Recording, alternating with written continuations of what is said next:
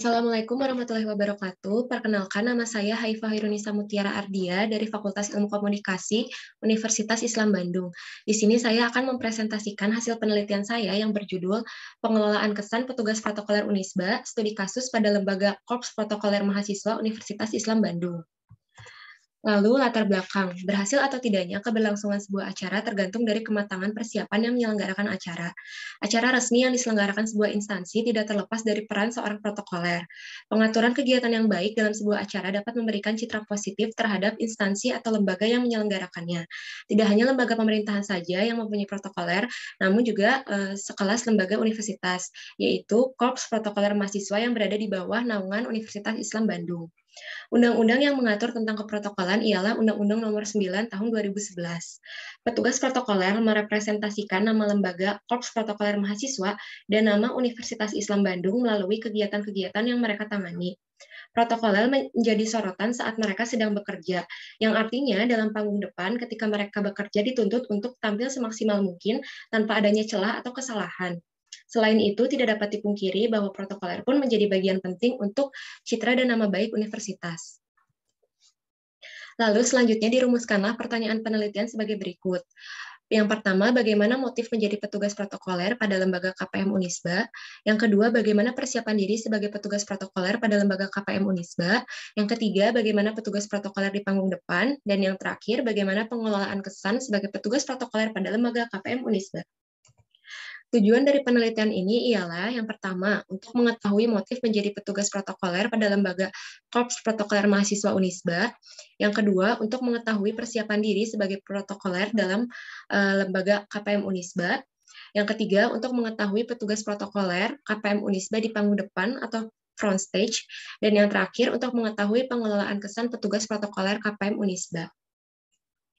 Tinjauan teoritis dalam penelitian ini ialah komunikasi, komunikasi interaktif, pengelolaan kesan, teori dramaturgi, dan teori interaksional simbolik.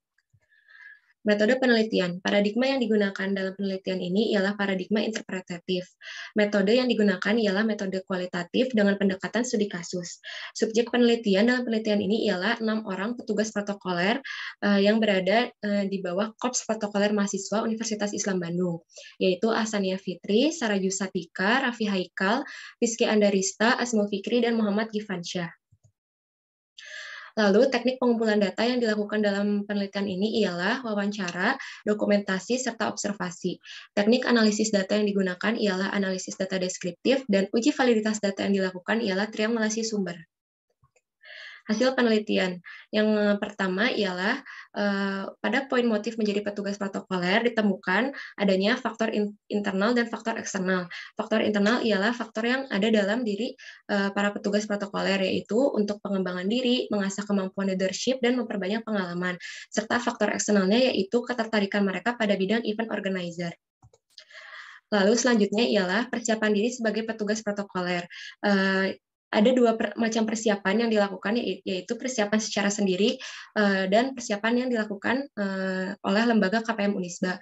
Kalau persiapan dirinya yaitu persiapan fisik, mental, dan pengetahuan. Lalu persiapan yang diberikan oleh lembaga KPM Unisba ialah pendidikan dan pelatihan. Lalu ada juga atribut yang mendukung penugasan seperti seragam tugas. Seperti yang kita ketahui bahwa protokol yang profesional harus melalui jenjang pendidikan dan pelatihan terlebih dahulu. Lalu selanjutnya, panggung depan petugas protokoler. Ketika bertugas, petugas protokoler harus memperhatikan sikap, etika, dan etiket, lalu memperhatikan bagaimana cara mereka berkomunikasi, baik itu komunikasi verbal maupun non-verbal. Lalu mereka mempunyai prinsip ketika bertugas, yaitu zero mistake, atau tidak boleh adanya kesalahan. Mereka pun menampilkan aspek-aspek keislaman yang erat kaitannya dengan Universitas Islam Bandung.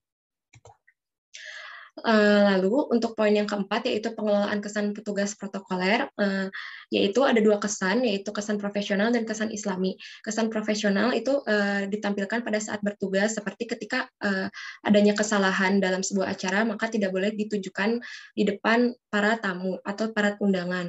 Lalu kesan islami ditunjukkan melalui seragam atau atribut yang digunakan, seperti contohnya petugas protokoler wanita yang diwajibkan untuk menggunakan hijab pada setiap penugasan.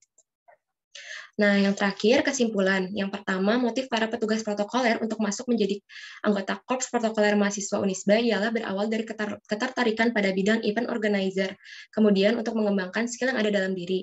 Yang kedua, pengembangan diri sebagai petugas protokoler dalam sebuah acara ialah mempersiapkan mental, fisik, pengetahuan, dan mempersiapkan acara sampai ke hal yang paling detail. Lalu yang ketiga, panggung depan sebagai petugas protokoler ialah dengan memperhatikan sikap, perilaku, penampilan diri, dan cara berkomunikasi. Serta yang terakhir, pengelolaan kesan pada aktivitas protokoler perlu dilakukan karena protokoler membawa nama lembaga Korps Protokoler Mahasiswa Unisba dan nama baik alma mater Universitas Islam Bandung. Maka dari itu, harus memiliki kesan yang baik, dapat dipercaya, bertanggung jawab, dan lembaga yang menjunjung kedisiplinan dan profesionalitas. Sekian presentasi dari saya. Mohon maaf apabila ada salah-salah kata. Wabillahi taufiq wal hidayah. Wassalamualaikum warahmatullahi wabarakatuh.